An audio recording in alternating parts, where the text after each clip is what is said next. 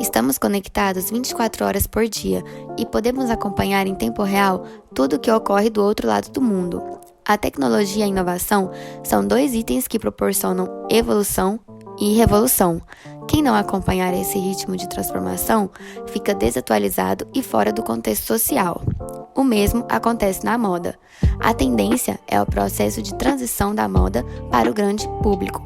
Estabelecem que tendência é o ciclo de vida da moda, a qual são construídos dois tipos de modismo, mania e onda. A mania ocorre em um curto espaço de tempo. A velocidade desses tem explicação devido à elite da moda, construída por estilistas com grandes nomes, divulgadas por pessoas famosas. A onda, por sua vez, tem duração mais longa. O seu surgimento ocorre de forma mais demorada, da mesma forma que sua aceitação na sociedade.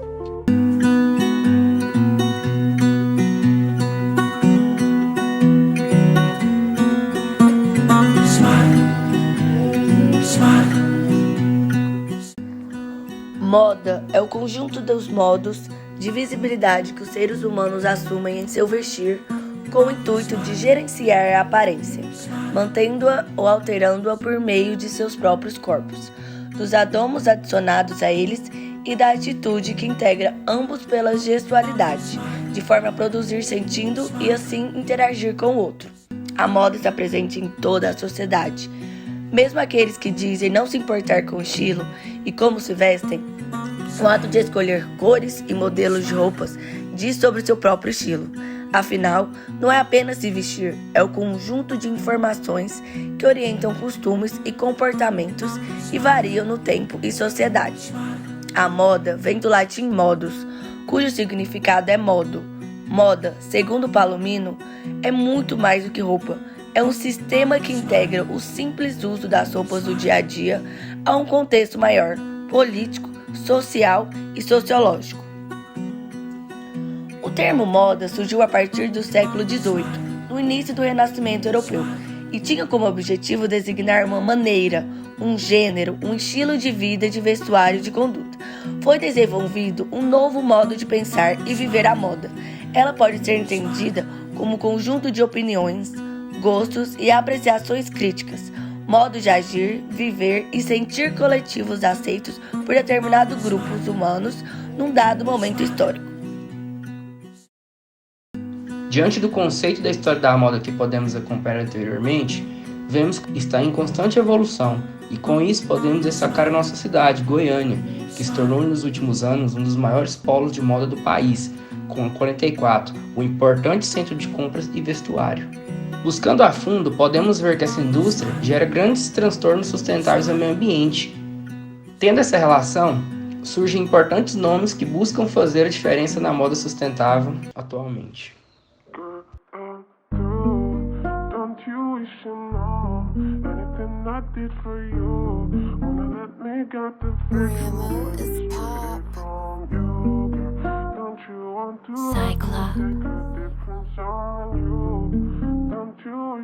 Red.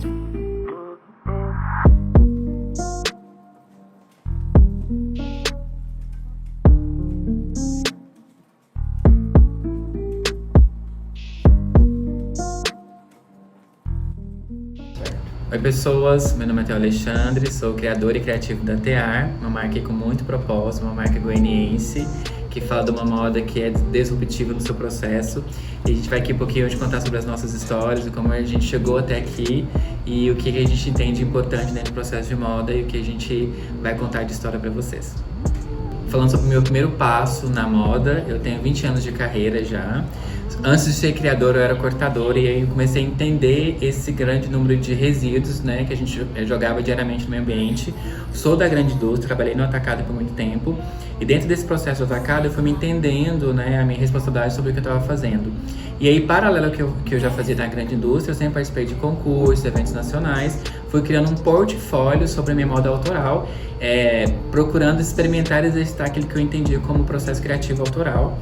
E a Tear existe desde 2018, mas eu fiquei 2 anos em imersão com o seu projeto, entendendo, né, com a minha bagagem no atacado que eu poderia trazer para a marca. Então a Tear surge nisso, né? Um pouco nessa questão de angústia, de entender uma moda com propósito, que pudesse ser diferente, mas ao mesmo tempo falar sobre design. Então meu exercício é esse, de, né, falar sobre sustentabilidade, meus aspectos são sustentáveis, mas também uma moda que fala sobre o agora, sobre a roupa que tem esse sentimento do agênero, mas também sobre liberdade. Dentro dessa trajetória de moda, né, a gente tive exercício de experimentar uma série de coisas dentro do processo criativo, e agora mais recente eu sou um professor, um docente na área de moda, e aí eu sentia um peso maior sobre o meu trabalho. É uma troca muito grande quando você é professor, porque é um outro local e de repente você precisa estudar muito para poder dar essa informação. Mas para meus alunos eu falo muito que é uma troca de vivências, né? Eu trago muitas minhas histórias do que eu passei com o projeto, com as empresas, porque também como que eu vim da história da 44, esse grande atacado, então eu tenho essa expertise do atacado e essa expertise do slow fashion. Então a docência me dá esse local de aprendizado novamente e principalmente essa troca. É um grande exercício da troca e muito importante, né, a gente se colocar nesse local de ouvinte, dessa transformação que a gente acredita enquanto moda. Sobre trabalhar com slow fashion. O que eu acredito enquanto moda é sobre esse ouvir. E no fast fashion a gente nem sabe quem são as pessoas que estão por trás dentro do processo. E a gente fala muito sobre essa transparência, né? Quem costura, quem corta, quem dá o acabamento, e principalmente sobre ouvir o cliente. Eu acho que o fast fashion, o slow, me dá esse local de escuta, né? Que eu acho que é muito atual sobre o local de escuta. Então acho que a principal vantagem é essa troca que eu tenho, essa sinergia com o meu cliente e principalmente de poder ouvi-lo. A minha modelagem, quando eu comecei a pesquisar o estilo da Tear, foi no universo masculino. Então, minhas primeiras modelagens eram desse universo masculino. O que eu trouxe desse universo masculino? Assim, as peças mais soltas, linhas mais amplas. Então, a mulher hoje que veste a Tear é uma mulher que quer liberdade, né? Ela não é uma roupa que vai ficar muito colada no seu corpo, tem uma liberdade de movimento. E também tem esse toque do agênero, né? Tipo, eu dou uma liberdade para que o cara ele possa vir e provar e vestir nossas peças também. Eu acho que eu sou a principal referência nesse sentido, né? Eu gosto muito de experimentar roupas de outros universos, e aí a moda pra mim, as minhas referências são nesse sentido, mas principalmente liberdade. A roupa da Tear é sobre tecidos naturais e sobre liberdade também. O meu trabalho de criador vem dessa grande indústria, e a gente se perde um pouco nesse processo da grande indústria. É uma grande engrenagem que, se você não entende, você é engolido por essa engrenagem. Chegou num ponto que eu precisava entender meu propósito. E, Theo, qual seria seu propósito na moda? Então seria sobre uma moda que falasse sobre as pessoas, né? Que fosse para um ser humano e que eu pudesse ouvir esse ser humano. Então a Tear existe como esse processo de cura dentro da minha trajetória, né? Eu precisei me entender por dentro, me entender como pessoa, para depois pensar em produto. Então existe o Theo antes da Tear, que era essa pesquisa, essa angústia, mas depois eu consegui transformar isso em um produto. Então a minha história de transformação, eu acho que é um divisor de água, quando eu entendi minha moda com propósito, né, as pessoas que eu queria acessar com isso, e principalmente a energia, né. A gente fala muito que meu processo com os meus clientes é um processo um pouco de cura, porque a gente ouve as pessoas, entende as histórias, as suas dores também, né. Acho que todos nós, como seres humanos, a gente tem muitas dores. E a moda também pode ser esse local de ajuda para o ser humano. Então a gente tem a moda do passado que falava de outras coisas, e de repente a moda de hoje é sobre falar sobre cura. Então a Tear surge para mim nesse momento, e com certeza é um momento de transição na minha vida. Eu acho que a Tear não existiria se não fosse por essa transformação toda, e a minha transformação inicialmente, principalmente. Bom, meu nome é Maristela Novaes, eu sou professora no curso de Design de Moda da Universidade Federal de Goiás, sou locada na FAV, né? O nosso curso de moda está na Faculdade de Artes Visuais, e isso é muito importante porque nos dá uma abordagem muito específica, né? Nos dá uma liberdade de criação muito interessante. A minha abordagem para a moda, o meu interesse, ela é a abordagem do construtor de roupas. O que quer dizer isso? Aquele que cria e que constrói. Quando a gente fala em construção de roupas, hoje você tem uma visão muito alargada de, inclusive, novas tecnologias da construção de roupas, né? Hoje a gente tem roupa sendo produzida em 3D, mas de uma forma tradicional, que é ainda a tecnologia mais usada, você tem costura e modelagem. São duas técnicas, elas coexistem, uma depende da outra. Então, quando eu falo em construção de roupas, me interessa todas essas possibilidades de construção, todas essas tecnologias, assim como me interessa isso na contemporaneidade, mas em outros momentos históricos e em outras civilizações. E me interessa a história da mediação, né? Então, assim, como é que se ensina a criar roupas, a construir roupas? Isso me interessa muito. Então, hoje, a gente discute modelagem responsável, a gente discute zero waste, que é a modelagem sem resíduos, ou resíduo zero, ou resíduo mínimo, né? Porque a gente muitas vezes não chega a isso. Em 2018, uma orientanda minha ficou em segundo lugar no concurso nacional de modelagem, defendendo isso. E a gente tem também alunos que trouxeram essa temática, que é a temática da roupa que não é unissex, que é sem gênero.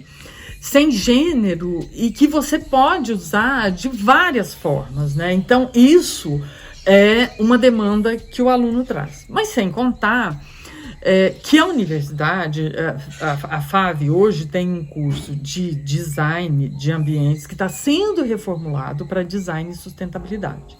Então, em design e sustentabilidade, está muito claro para nós o quanto essa questão da sustentabilidade é urgente. Quando a gente fala de sustentabilidade, então hoje a gente está falando de várias possibilidades de lidar com a construção da roupa, né? Você está falando de modelagem responsável, você está falando de trabalhar resíduos mínimos, você está falando de reaproveitamento de roupas que não encontraram seus corpos, né? Que existe aí uma possibilidade de reconfiguração dessa roupa que, por mais que você, que a indústria trabalhe com essa possibilidade de criar uma roupa já direcionada para satisfazer a demanda do consumidor, nem sempre ela alcança. Por uma questão ou outra, essa roupa não encontra esse consumidor. Então, o que a indústria produz de resíduos, eu posso inclusive mandar uma matéria para vocês muito interessante de um país da África que tem recebido todos esses resíduos e que está virando um grande lixão, né? Então, a gente tem realmente que repensar a produção da roupa, porque ela só faz sentido se ela atender a esse consumidor, alguém que vai vestir essa roupa, né? E aí a nossa indústria, na minha área, ela tem muitos problemas, que é um uso muito equivocado da modelagem, né? Então é muito difícil você encontrar uma roupa cuja modelagem se adequa a uma morfologia de corpo, né? Então, uma coisa extremamente importante é essa adequação da morfologia da roupa com a morfologia do corpo. Mas não é só isso. Então, nós temos um mercado que entende que fazer roupa é fácil. Fazer roupa não é fácil. Então, você tem muito aventureiro no campo da indústria da moda. Fazer roupa não é fácil.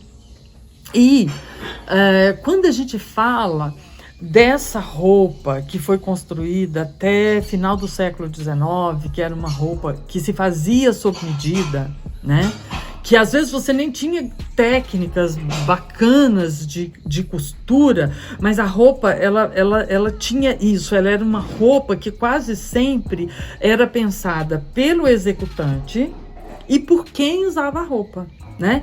Então eu encomendava ao Matheus, por exemplo, uma roupa, eu chegava já com tecido escolhido. Então era um processo criativo participativo, né? Era uma cooperação. E essa roupa se adequava a esse corpo.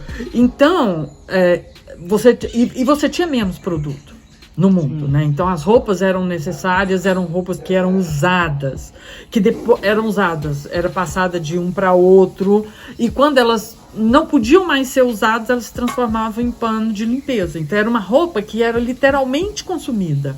E a gente teve uma aceleração dos processos de produção a partir de meados do século XIX, né, que se intensificou e alcançou um volume absurdo.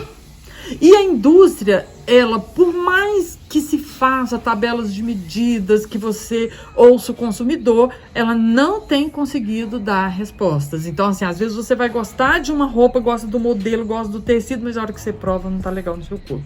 Você vai gostar da roupa porque ela ficou bacana no seu corpo, mas não é a roupa que você precisa para ir num evento, determinado evento. Então, assim, são muitas questões. Isso é muito complexo.